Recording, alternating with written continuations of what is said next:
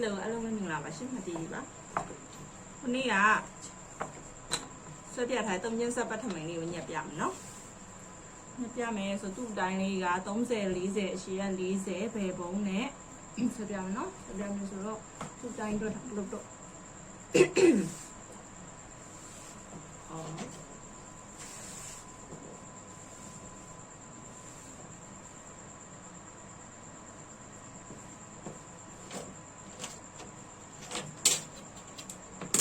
စတင်အရှိလေးကိုအရင်တိုင်းလိုက်မယ်အရှိလေးကိုတိုင်းမယ်ဆိုတော့ပေချိုးလေးတစ်ချက်လောက်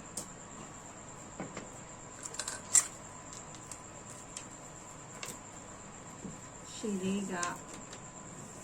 40နဲ့နှစ်ရှိမယ်40နဲ့နှစ်ဆိုတော့ဒီဘက်ကနေအဲ့လို40နဲ့နှစ်တိုင်းလိုက်မယ်ညံ့မှမကြည့်နော်ဒီရှုမယ်ရှယ်40နှစ်ဒါခါမြင်လေးဖြစ်တယ်ပေါ့နော်ခါမြင်လေးကိုမှတင်ကြလေးက8ခွဲဆိုတော့8ကိုမှ8ခွဲကိုမှလိုက်မယ်အဲတင်မြင်လေးဖြစ်မယ်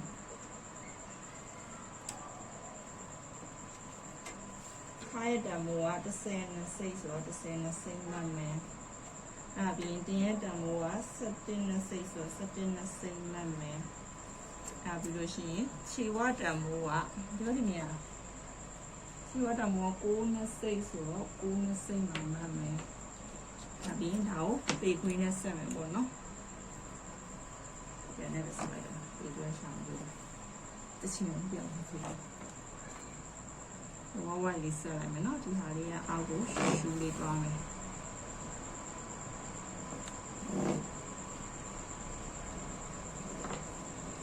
အားလေးကိုမှတင်ကိုလေးနဲ့စားတော့30ရရဲဆိုတော့30မှတ်မယ်30ရဲ့တစ်ဝက်က9ဆိုရင်9နေအပေါ်ထောင်တက်လိုက်မယ်ဒါထောက်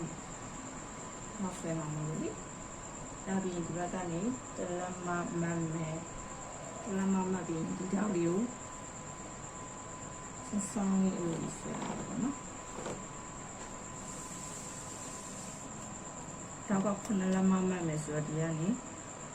9လမမှတ်လိုက်မယ်ထောက်ကတလက်မကွဲထည့်ထားတဲ့အတွက်6စိတ်စီဒီလို6စိတ်ဒီလို6စိတ်โอเคအဲ့လိုလေးရှိမှာပေါ့နော်အဲ့ပြီးရင်ဒီကနေလက်မဝတ်မှတ်ပြီးတော့ဒီလိုလေးဖြတ်ထုတ်လိုက်မယ်ခါမှမခါနေအောင်လေဒီလိုညအောင်ဒီအဲ့တိုင်းညလိုက်နော်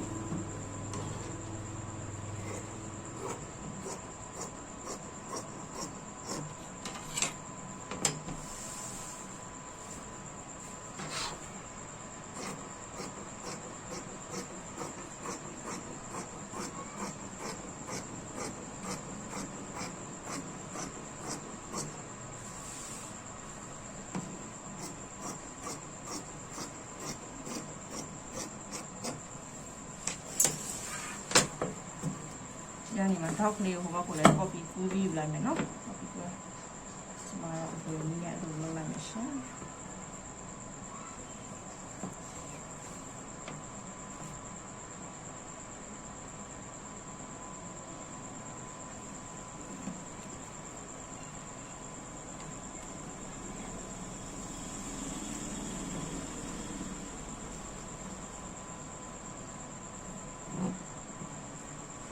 ညာနောက်ချမ်းလေးဖြစ်မယ်နောက်ချမ်းလေးကိုအတိုင်း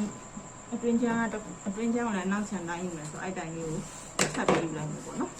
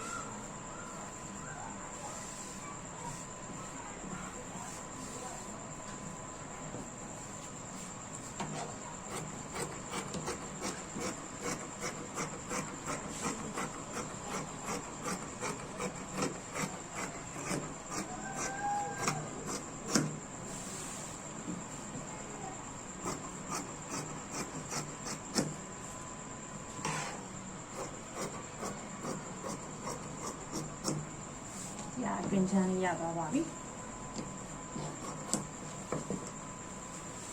အတွင်းချမ်းလေးရတော့အတွင်းချမ်းလေးကိုလည်းထောက်ဆွဲမယ်ထောက်ဆွဲဒီနောက်ချင်းနဲ့ဒီပဲဆွဲလိုက်မယ်နော်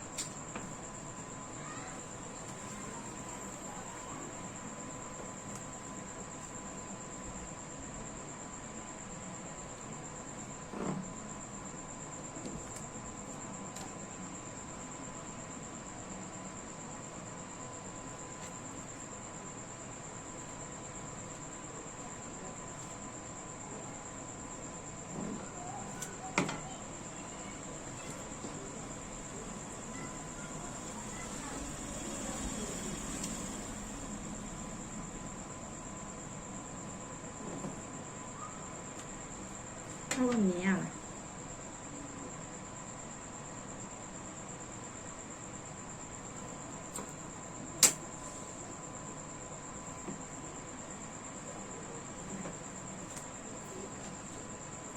အဲ့ဆိုရင်နောက်ချမ်းလေးနဲ့အတွင်းချမ်းလေးနဲ့ရသွားပြီအဲ့ဒါဆိုလို့ရှိရင်အဖုံးချမ်းလေးကိုထပ်ဆွဲမယ်ပေါ့နော်အဖုံးချမ်းလေးကိုဆွဲမယ်ဆိုတဲ့အခါကျတော့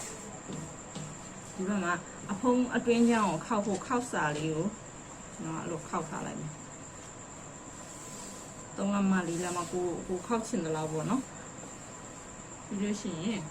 ခါရဲ့တံမိုးလေးကိုမှတ်မယ်ခုံခဲဆိုတော့ခါတံမိုးခုံခဲမှလိုက်မယ်ဒီချက်လောက်မှလားနော်ခုံခဲမှလိုက်မယ်အဲ့ဒါပြီးလို့ရှိရင်နောက်ချမ်းလေးကိုလိုတင်လိုက်မယ်နောက်ချမ်းကို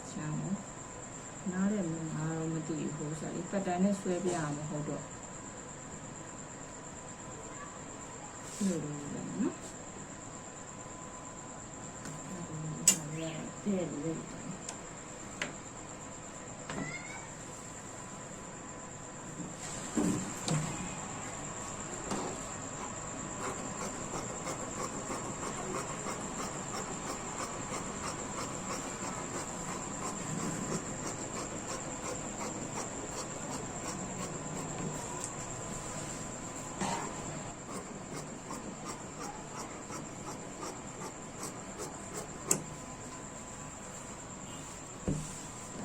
ဒီတောက်ပြီးမှထားလိုက်မယ်နော်အောက်ကိုခောက်ဖို့ဟာတ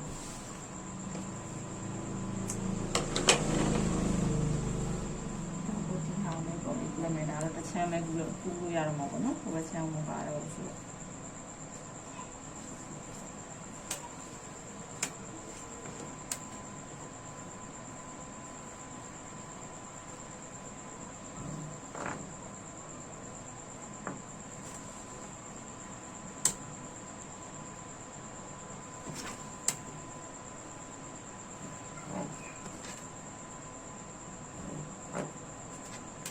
ဒီဟာလေးကိုအဲ့လိုညက်ပြီးသွားတဲ့အခါကျတော့ဒီဟာလေးကအတွင်းချမ်းကလေးခောက်ထားမှာပေါ့လေဒါအနောက်ချမ်းဒါအတွင်းချမ်းဖုံးချမ်းအဲ့ဆိုတဲ့အခါကျတော့ဖုံးချမ်းလေးကိုကျွန်တော်တို့တစ်ခါလေးဒီကနေစားဖို့ဖြတ်ထုတ်ခဲ့လိုက်မယ်ဒီကနေနှစ်လက်မလေးဖြတ်ထုတ်လိုက်မယ်နော်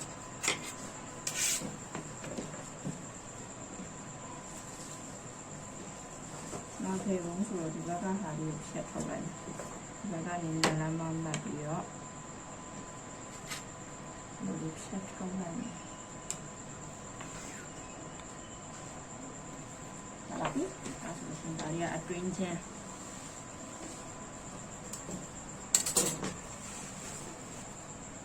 ဒါအတွင်းချမ်းလေးပေါ်မှာ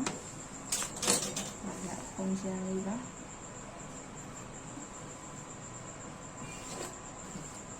抽边。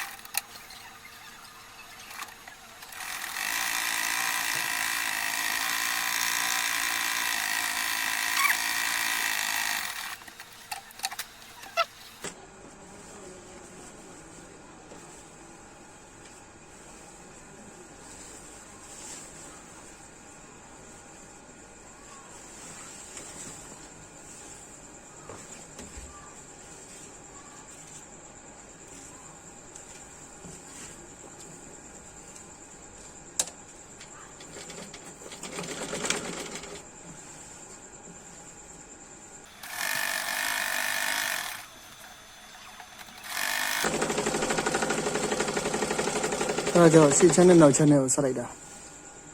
အဖုံညာလေးနဲ့နောက်ချမ်းလေးကိုဆက်လိုက်တယ် ဘယ်လို အဖုံညာနဲ့နောက်ချမ်းလေးကိုဆက်လိုက်တယ် ပုံချမ်းနဲ့နောက်ချမ်း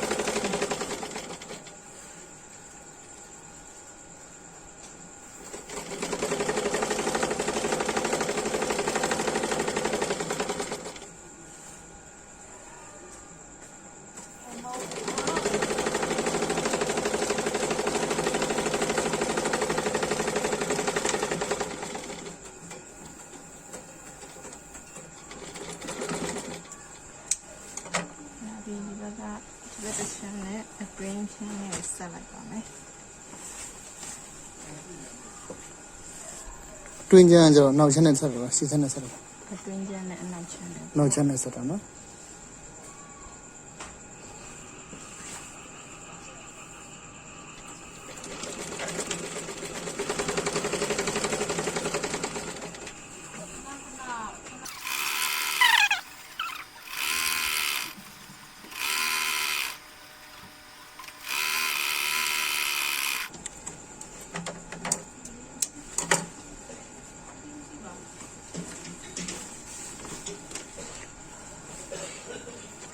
အတွင်းချမ်းရဲ့အထည်ဘက်အဆောင်လုံးပါမယ် တွင်းချမ်းရဲ့အထက်တွင်းဘက်ချမ်းပေါ့နော် အတွင်းဘက်ချမ်းဟာ လုံးလိုက်တာ အနားလေးလိုက်ပါမယ် နားကလေးလုံးလိုက်တာမှန်နော်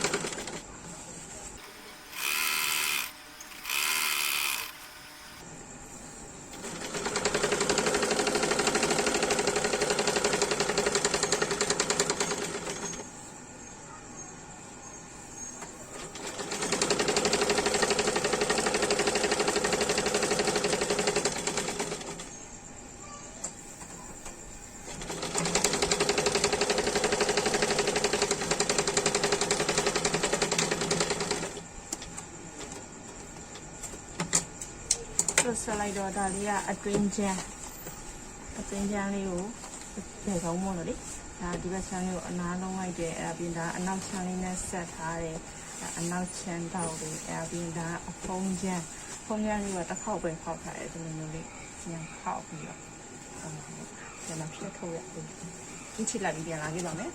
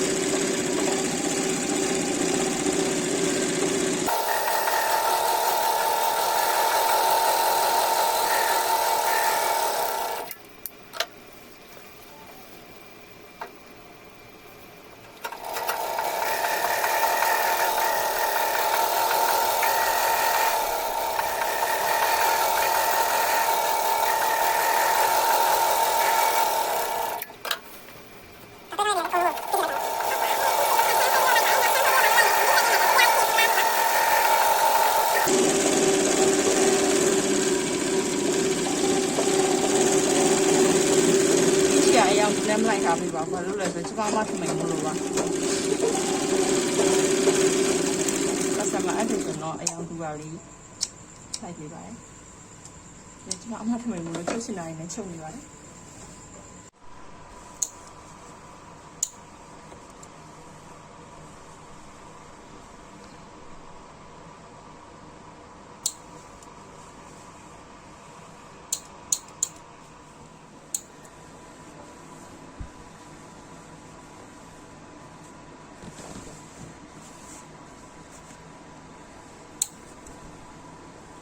ကဒါမိခုပြားတာဟောတောက်တယ် ဒီဖုန်းအရင်ပြမယ်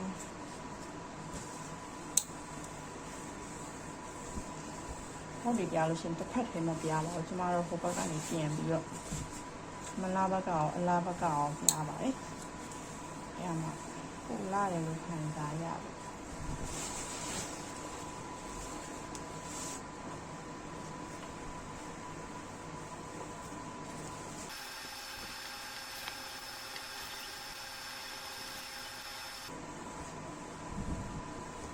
ဟုတ်ပြီပြီးတော့ပါပြီပြီးသွားတော့ဆိုကြောင်းလေးတွေပြပါမယ်စက်ကြောင်းလေးတွေနော်စက်ကြောင်းလေးတွေဒီလိုလေးဟဲ့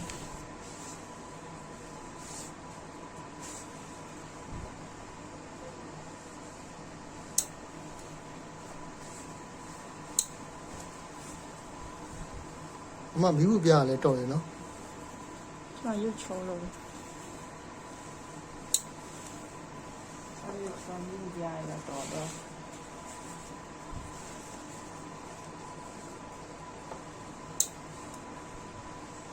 ရှင်းရဆက်ချုပ်တာလဲတော်ရယ်နော်ဘယ်ကလေးချုပ်တာ ဒီစချောင်းနဲ့ဒီလိုနဲ့စချုပ်ပါနော် ဆက်ချုပ်နဲ့တပီးလေးချုပ်တယ် ကိုယ်ကလည်းလည်းလို့မမင်းနဲ့အသက်မရရင်ရမ်းနော်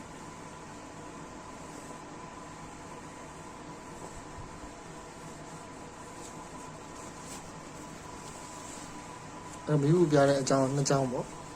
你找你，再找啊，你找谁？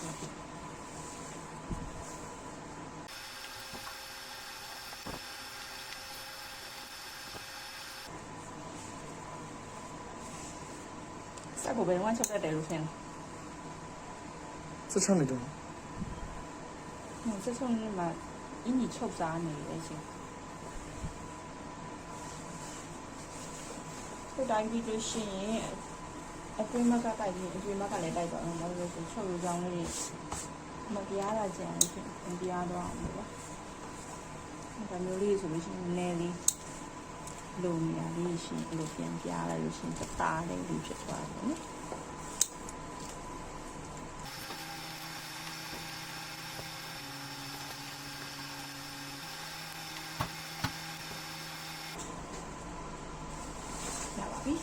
အဲ့ဒါဆိုလို့ရှိရင်ချို့အကြောင်းကြီးအကုန်ပြားပြီးသွားပြီနည်းနည်းပြားလာပုံပြားပြီးသွားပြီဆိုတော့ဒီအတွင်းပြန်လေးသုံးခါတော့မြူတိုက်လိုက်မယ်နော်မြူတိုက်ပြီးလို့ရှိရင်မြူတိုက်လို့ပြီးသွားပါနော်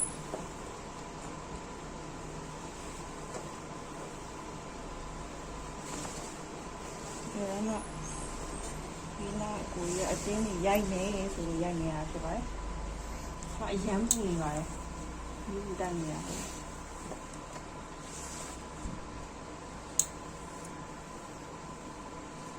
ဒီမနေ့တုန်းကမမြက်ထားတဲ့ဒီဟာလေးကိုခိုက်တိုင်းလေးကိုခောက်လိုက်မယ်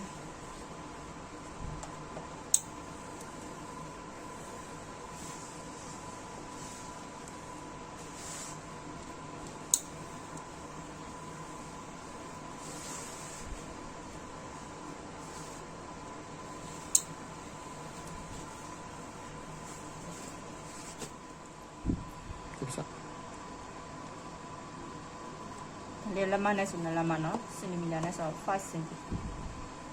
မီတာနဲ့ဆိုလို့ဆိုရမယ်ဒါမနေ့တုန်းကအဲ့လိုစားထားတဲ့အကြောင်းလေးပဲပြည့်သွားလို့ပြန်ဆွဲပြအဲ့လိုထုံးရံလေးကိုလမအတွင်းကျန်းလေးကိုလမအဲ့လိုဖြတ်ထုတ်လိုက်မယ်ဘာလို့ဖြတ်ထုတ်လဲဆိုတော့ဒါမိန်လေးကိုအဖုံးကျန်းလေးဆိုဆွေနေမှာဆိုလို့အရှိကိုရှေ့ထွက်နေမှာဆိုလို့စားတာအဲ့ပြင်အတွင်းဘက်ခြမ်းကတော့အောက်ကအစားဆွေပြီးထွက်နေမှာဆိုလို့စား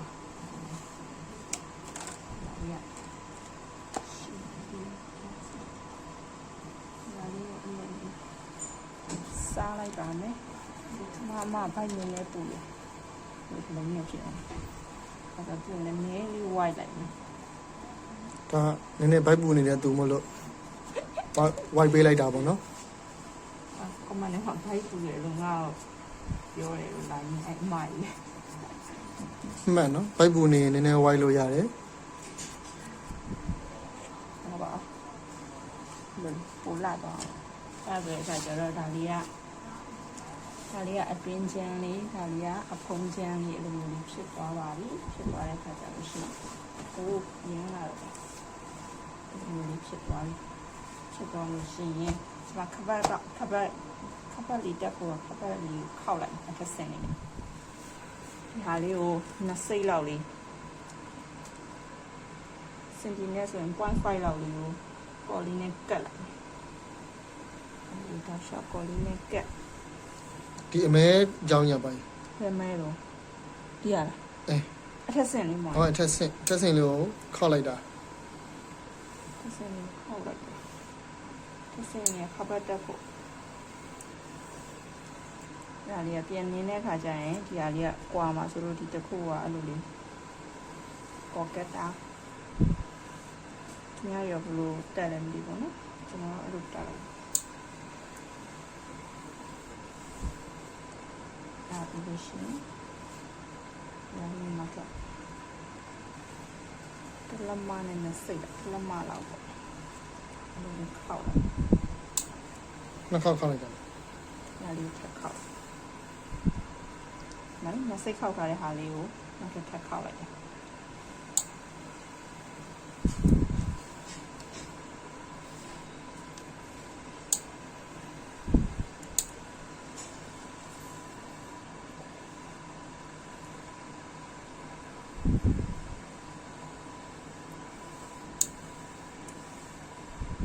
ဒါဆိုလို့ရှိရင်စကမတက်ဖို့ခပတ်လေးခောက်ပြီးတော့ပါပြီဒီအလေးကိုခပတ်တက်မယ်ခပတ်တက်တော့ဒီဘက်အတွင်းဖက်မလာဘက်ကနေအလိုလေးတက်လိုက်မယ်အဲ့ဒါလေးကိုတော့ရှော့ပလဲနဲ့ထိုးလိုက်မယ်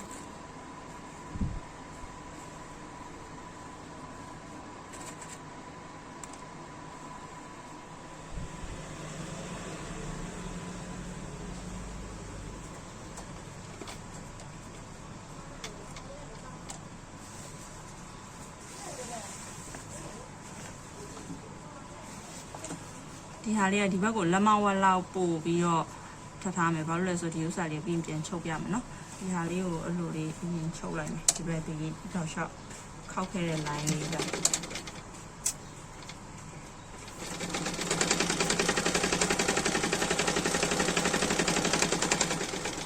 ီဟာလေးကမနည်းအကုန်လုံးနင်းတော့မဟုတ်ဘူးနော်ဒီလိုလေး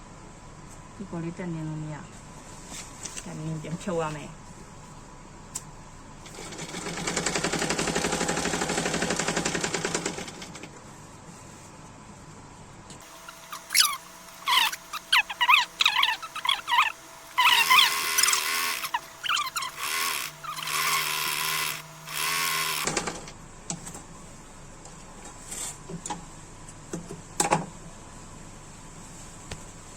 ဒီဘက်မှာလည်း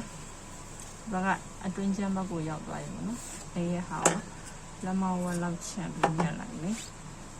ချန်ပြီးညက်ပြီးလို့ရှိရင်ဒီရဟာလေးကိုဒီလိုလေးပိတ်လိုက်မယ်ကျန်နေအဲ့လိုလေးပိတ်လိုက်ပြီးလို့ရှိရင်ဒါကဒီလိုလေးပြန်လာလို့ရှိရင်ဒီလိုလေးဖြစ်သွားအဲ့ဒါကြောင့်ဒီဘောနေနေမှာဒါဆိုတရားလေးချုပ်ပြမယ်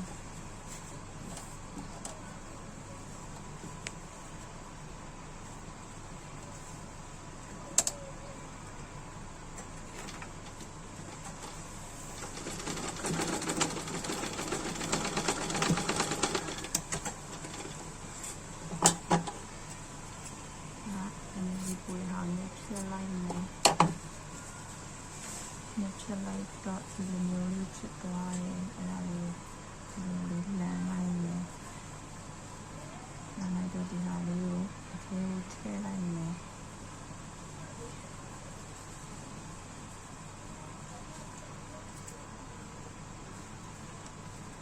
အဲ့ဒီနားလေးတတရရလေးဖြစ်သွားတယ်နော်။ဒီတော့မချမ်းလေး။ရပါတယ်။အဲ့တော့ဘာချမ်းလေးလိုလေးကလည်းနော်။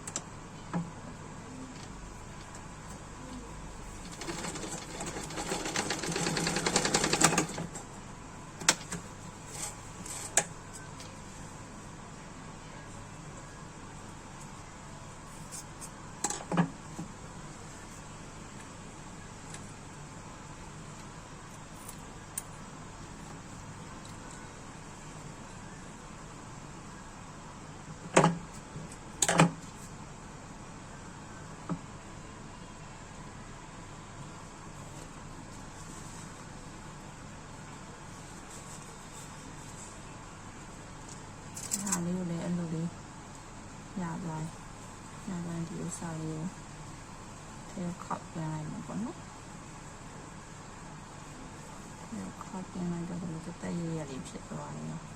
အဲ့ဒါလေးပလဲအလေးနဲ့ထိုးလိုက်မယ်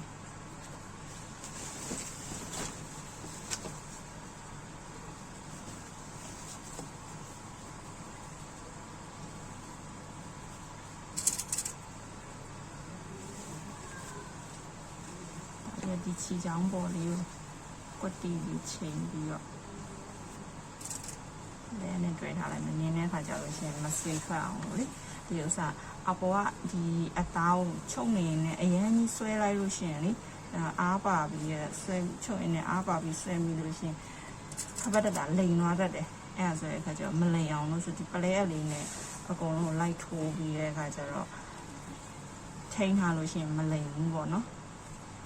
ကျွမ်းမိသားလူကတော့မလိန်ဘူးဒါပေမဲ့အခုမှစားချုံမဲ့လူတွေကြတော့အဲ့လိုလိန်သွားတယ်လို့ခပတ်တက်ရင်လိန်သွားတယ်ပါလို့လဲဆိုတော့အဲ့လိုမျိုးလေးစနေတကြလေးတက်ပေါ့နော်အဲ့လိုမျိုးလေးဆိုရင်တော့ထိန်းထားပြီးလို့ရှိရင်မလိန်အောင်ရှင်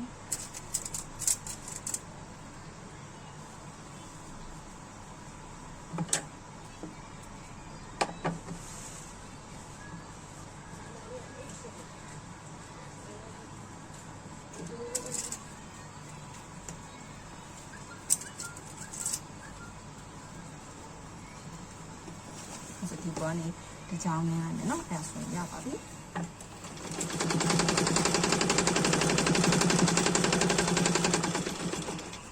ဒီလိုစီဒီဘက်မှာလေးအလိုလေးဖြစ်သွားရဲ့ပေါ့ရှင်လာသွားရဲ့ပေါ့ရှင်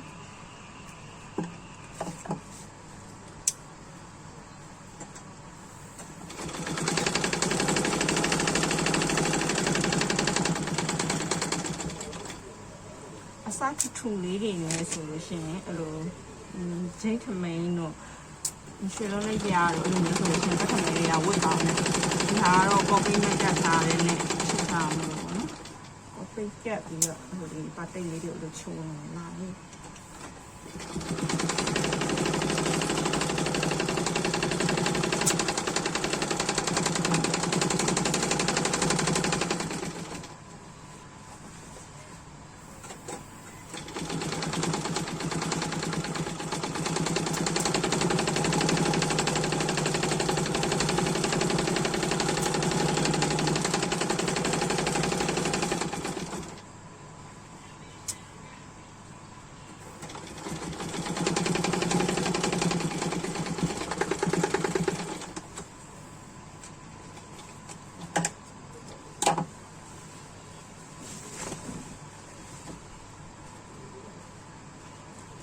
ရှင်ဒီမှာ